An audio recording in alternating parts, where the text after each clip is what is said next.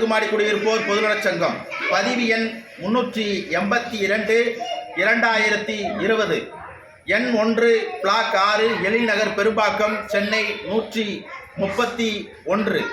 நம் குடியிருப்பு நம் பொறுப்பு. அறிவிப்பு: சங்க நிர்வாகிகள் தேர்வு. தலைவர், செயலாளர், பொருளாளர், துணைத் தலைவர், துணை செயலாளர் ஆகிய பதவிகளுக்கு தகுதி வாய்ந்தவர்கள் மனு தாக்கல் செய்யலாம். தேர்தல் தேதி 23/2/2024 வெள்ளிக்கிழமை. நேரம் காலை 10 மணி. மனு தாக்கல் இறுதி தேதி 21/2/2024.